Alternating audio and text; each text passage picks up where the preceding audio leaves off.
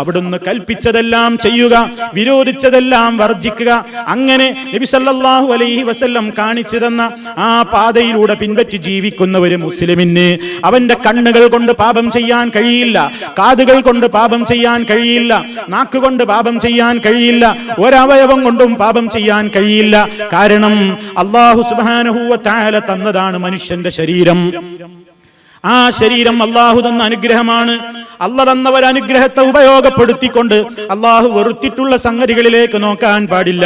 അതുകൊണ്ട് അനുവദനീയമല്ലാത്തതിലേക്കുള്ള നോട്ടം കണ്ണുകൊണ്ടുള്ള വ്യഭിചാരമായാണ് നബി സല്ലല്ലാഹു അലൈഹി വസല്ലം പറഞ്ഞത്.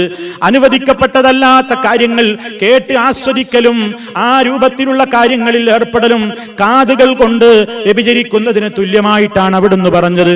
ആ രൂപത്തിലുള്ള സംഭാഷണങ്ങളും വർത്തമാനങ്ങളും നാവിന്റെ വ്യഭിചാരമായിട്ടാണ് അവിടുന്ന് പറഞ്ഞത്. അപ്പൊ ജീവിതത്തിൽ അല്ലാഹു നൽകിയിട്ടുള്ള സർവ്വ അനുഗ്രഹങ്ങളെയും ശുക്ർ കാണിക്കേണ്ടവനാണ് മനുഷ്യൻ. ആ ശുക്ർ കാണിക്കേണ്ട രൂപം എങ്ങനെയാണെന്ന് നാം ഏറ്റവും കൂടുതൽ സ്നേഹിക്കേണ്ടുന്ന നമ്മുടെ മാതാപിതാക്കളെക്കാളും മക്കളെക്കാളും ലോകത്തെ എല്ലാവരെക്കാളും നാം സ്നേഹിക്കേണ്ടുന്ന നമ്മുടെ നേതാവ് മുഹമ്മദ് റസൂലുള്ളാഹി സ്വല്ലല്ലാഹു അലൈഹി വസല്ലം നമുക്ക് പഠിപ്പിച്ചു തന്നിട്ടുണ്ട്. അതെന്താണ്? ഏത് അനുഗ്രഹങ്ങളും ആ അനുഗ്രഹം നൽകിയത് അല്ലാഹുവാണെന്ന് നാം തിരിച്ചറിയുക.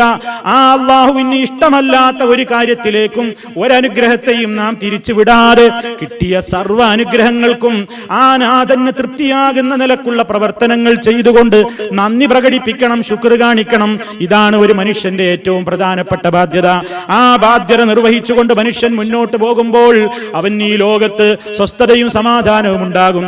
അതിലപ്പുറം അവന്റെ മരണാനന്തര ജീവിതത്തിൽ ഏറ്റവും വലിയ മോക്ഷമുണ്ടാകും. കാരണം ഏറ്റവും വലിയ മോക്ഷം, ഏറ്റവും വലിയ സമാധാനം, ഏറ്റവും വലിയ സുഖം എന്ന് പറയുന്നത് മരണം നന്നാകലാണ്. മരണാനന്തരം ഖബർ ജീവിതം നന്നാകലാണ്.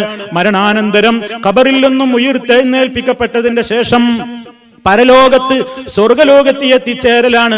അതാണ് യഥാർത്ഥത്തിലുള്ള മനുഷ്യന്റെ മോചനം എന്ന് പറയുന്നത്. അതിനീ പറഞ്ഞ സർവ്വ മേഖലകളിലും സൃഷ്ടാവായ അല്ലാഹു അവന്റെ ദൂതനിലൂടെ പഠിപ്പിച്ചിരുന്ന കാര്യങ്ങളിലേക്ക് നാം മടങ്ങണം. അതിലേക്കാണ് മുജാഹിദ് പ്രസ്ഥാനം ജനങ്ങളെ ഏത് കാലഘട്ടത്തിലും ക്ഷണിച്ചിട്ടുള്ളത്. മുജാഹിദുകൾ ജനങ്ങളെ ഐക്യത്തിന്റെ പ്രശ്നത്തിൽ തുരങ്കം വെക്കാൻ വന്നവരല്ല. കേരളത്തിന്റെ ചരിത്രം അറിയാവുന്നവർക്ക് തന്നെ അറിയാമല്ലോ. കേരളത്തിൽ ഇപ്പോഴൊന്നും ഉണ്ടായതല്ല ഈ സംഘടന. മുജാഹിദ് പ്രസ്ഥാനത്തിന്റെ 7ാമത് സംസ്ഥാന സമ്മേളനം എന്ന് പറയുമ്പോൾ ചില ശ്രോതാക്കളെങ്കിലും ഒരുപക്ഷെ വിചാരിച്ചിട്ടുണ്ടാകും, ഇവരുണ്ടായിട്ട് 7 കൊല്ലമായിട്ടേയുള്ളൂ, അല്ലെങ്കിൽ എത്രയാണ് ഇവരുടെ പ്രായം എന്നൊക്കെ. നിങ്ങൾ മനസ്സിലാക്കിക്കോ, ഈ പ്രസ്ഥാനം ജനങ്ങളോട് പറയുന്ന ആശയം പുതിയതല്ല. ഇത് ആദം അലൈഹിസ്സലാത്തു വസ്സലാം മുതൽ അന്ത്യപ്രവാചകനായ മുഹമ്മദ് റസൂലുള്ളാഹി സ്വല്ലല്ലാഹു അലൈഹി വസല്ലം വരെയുള്ള സർവ്വ അമ്പിയാക്കളും പ്രബോധനം ചെയ്തിട്ടുള്ള അടിസ്ഥാനപരമായ കാര്യങ്ങൾ ഏതാണെങ്കിൽ അതിന് ഊന്നൽ നൽകിക്കൊണ്ട് ജനങ്ങളെ അതിലേക്ക് ക്ഷണിക്കുകയാണ് മുജാഹിദ് പ്രസ്ഥാനം ചെയ്യുന്നത്. മറ്റുള്ള പല സംഘടനകളും ഇല്ലാഞ്ഞിട്ടല്ല. അവരൊക്കെയും ഈ പ്രധാനപ്പെട്ട ദൗത്യത്തിൽ നിന്ന് പുറകോട്ട് പോയവരാണ്. അല്ലാഹു അല്ലാത്തവരെ വിളിച്ചു പ്രാർത്ഥിച്ച് ആരാധിച്ചു കൊണ്ടിരിക്കുന്ന മാരകമായ രോഗമായ ശിർക്ക് സമൂഹത്തിൽ ഉണ്ടായിരിക്കെ അതൊന്നും കണ്ടില്ലെന്ന് നടിച്ചുകൊണ്ട് സമൂഹത്തിന്റെ ശ്രദ്ധ മറ്റു പല കാര്യങ്ങളിലേക്കും തിരിച്ചു വിട്ടുകൊണ്ട് പ്രവർത്തിച്ചു കൊണ്ടിരിക്കുന്ന പല വ്യക്തികളും സമൂഹത്തിലുണ്ട്, പല സംഘടനകളും സമൂഹത്തിലുണ്ട്. മറിച്ച് ഈ പ്രശ്നത്തിന്റെ കാതൽ മനസ്സിലാക്കുകയും ഏറ്റവും വലിയ ഭീകരമായ തിന്മേതാണെന്ന് മനസ്സിലാക്കി അതിന് പ്രഥമമായ ഊന്നൽ നൽകിക്കൊണ്ട് പ്രധാനമായും ആ ഒരു കാര്യത്തെ കുറിച്ചുള്ള മുന്നറിയിപ്പ് നൽകുന്നു. അതാണ് മുജാഹിദ് പ്രസ്ഥാനം ചെയ്തുകൊണ്ടിരിക്കുന്നത്. അത് വിശ്വാസരംഗത്തുള്ള ശുദ്ധീകരണമാണ്. അതോടൊപ്പം പിന്നെ സാമൂഹ്യമായി നിലനിൽക്കുന്ന ഏതെല്ലാം ജീർണതകളുണ്ടോ എല്ലാവിധത്തിലുള്ള ദൂഷ്യങ്ങൾക്കെതിരെയും പ്രമാണങ്ങളിൽ ഒതുങ്ങി നിന്നുകൊണ്ട് ജനങ്ങളെ ബോധവൽക്കരിക്കുകയാണ്, ജനങ്ങൾക്ക് അതിനെ സംബന്ധിച്ചുള്ള മുന്നറിയിപ്പുകൾ നൽകുകയാണ് മുജാഹിദ് പ്രസ്ഥാനം ചെയ്തുകൊണ്ടിരിക്കുന്നത്. അത് ഇന്നോ ഇന്നലെയോ തുടങ്ങിയതല്ല. കേരളത്തിൽ നിന്ന് കാണുന്ന മതസംഘടനകളുടെ എല്ലാം തറവാട് പറയുകയാണെങ്കിൽ അത് മുജാഹിദ് പ്രസ്ഥാനത്തിന്റെ സംഘടനയാണ്. ചിലർക്കെങ്കിലും ഒരുപക്ഷെ അത് അറിവുണ്ടായിരിക്കുകയില്ല. ഇന്ന് നദുവത്തുൽ മുജാഹിദീൻ, കേരള നദുവത്തുൽ മുജാഹിദീൻ എന്ന് പറയുന്ന ആ ബഹുസംഘടനയുണ്ടല്ലോ, ബഹുജന സംഘടന, ആ സംഘടനയുടെ അതിന് വേണ്ട ഉപദേശ നിർദ്ദേശങ്ങൾ നൽകിക്കൊണ്ടിരിക്കുന്ന പണ്ഡിത സംഘടനയാണ് കേരള ജംഇയ്യത്തുൽ ഉലമ. KJU എന്ന ചുരുക്കപ്പേരിൽ അറിയപ്പെടുന്ന കേരള ജംഇയ്യത്തുൽ ഉലമയാണ് കേരളത്തിൽ ഒന്നാമത് രജിസ്റ്റർ ചെയ്യപ്പെട്ടിട്ടുള്ള, കേരളത്തിൽ ആദ്യമായി രജിസ്റ്റർ ചെയ്യപ്പെട്ടിട്ടുള്ള മതസംഘടന എന്ന് എന്ന് സഹോദരന്മാര് മനസ്സിലാക്കണം. ഒന്നാമതായി കേരളത്തിന്റെ ചരിത്രത്തിൽ ഒന്നാമതായി രജിസ്റ്റർ ചെയ്യപ്പെട്ട ആദ്യത്തെ പണ്ഡിത സംഘടന മുജാഹിദ് പ്രസ്ഥാനത്തിന്റെ കേരള ജംഇയ്യത്തുൽ ഉലമയാണ്. അതാണ് തറവാട്. ആ തറവാട്ടിൽ നിന്നാണ് സമസ്ത കേരള ജംഇയ്യത്തുൽ ഉലമയായും സംസ്ഥാന കേരള ജംഇയ്യത്തുൽ ഉലമയായും അതേപോലെ തന്നെ ജമാഅത്തെ ഇസ്ലാമിക്കാരായും അങ്ങനെ പല കക്ഷികളായിക്കൊണ്ട് ഇറങ്ങിപ്പോയത് ഈ തറവാട്ടിൽ നിന്നാണ് എന്ന് നിങ്ങൾ മനസ്സിലാക്കണം. അങ്ങനെ 1900 തുടക്കത്തിൽ അതിന്റെ മുമ്പും മക്തി തങ്ങൾ എന്ന് പറയുന്ന ഒരൊറ്റയാനായ ഒരു മഹാനായ ഒരു മനുഷ്യൻ തുടക്കം കുറിച്ചു. അദ്ദേഹത്തിന്റെ കാലഘട്ടത്തിൽ അദ്ദേഹത്തെ സഹായിക്കാൻ ഒരു സംഘടനയുമില്ല. അദ്ദേഹത്തിന് ആവുന്ന നിലക്ക് കേരളത്തിൽ പ്രവർത്തിച്ചു. പിന്നീട് ഷെയ്ഖ് ഹമദാനി തങ്ങൾ അദ്ദേഹവും പ്രവർത്തിച്ചു. പിന്നീട് ഐക്യസംഘം എന്ന പേരിൽ പ്രവർത്തനം ആരംഭിച്ചു. അങ്ങനെ അതിന്റെ ശേഷം ഒരുപാട് സമ്മേളനങ്ങളും തീരുമാനങ്ങളും വാർഷിക യോഗങ്ങളും ഒക്കെ ഉണ്ടായി. അവസാനം പ്രവർത്തന സൗകര്യത്തിന് വേണ്ടി പല പേരിലുള്ള സംഘടനകളും ഉണ്ടാക്കി.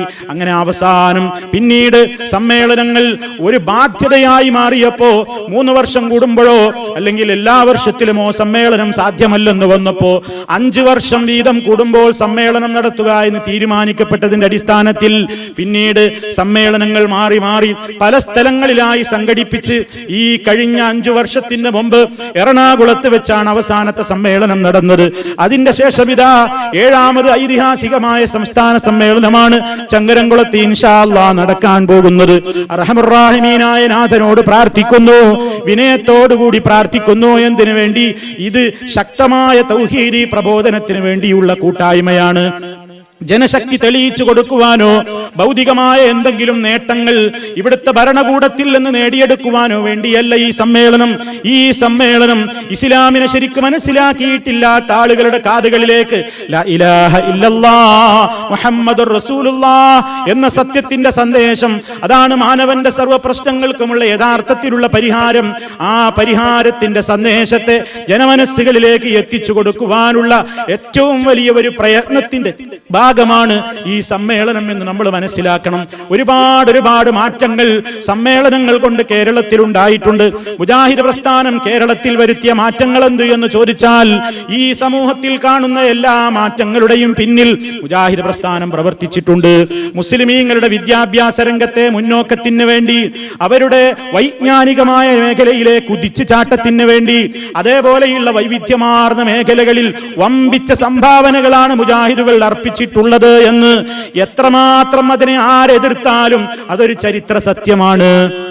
വിദ്യാഭ്യാസ രംഗത്തും അതേപോലെ തന്നെ ചികിത്സാ രംഗത്തും അതുപോലെ ഒരു 100 കൂട്ടം മേഖലകളിൽ ജനങ്ങൾക്ക് ആവശ്യമായ നിലക്കുള്ള ഉപദേശ നിർദ്ദേശങ്ങളും നൽകി ഇസ്ലാമികമായ നിലക്കുള്ള ഒരു ബോധവൽക്കരണത്തിലേക്ക് ജനങ്ങളെ കൊണ്ടുവരാൻ ഏറ്റവും കൂടുതൽ ശ്രമിച്ചത് മുജാഹിദ് പ്രസ്ഥാനം തന്നെയാണ്.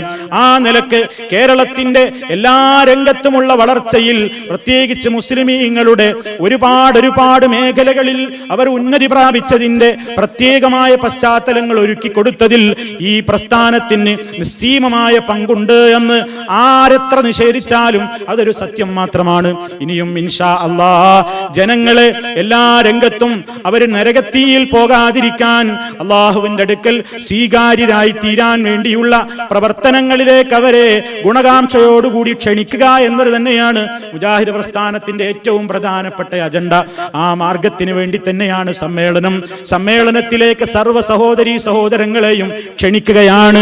4 ദിവസം നടക്കുന്ന ആ മഹനീയമായ കൂട്ടായ്മയിൽ നിന്ന് വിജ്ഞാനത്തിന്റെ മധു നുകരാൻ എല്ലാ ആളുകളെയും സ്നേഹത്തോടുകൂടി ക്ഷണിക്കുകയാണ്.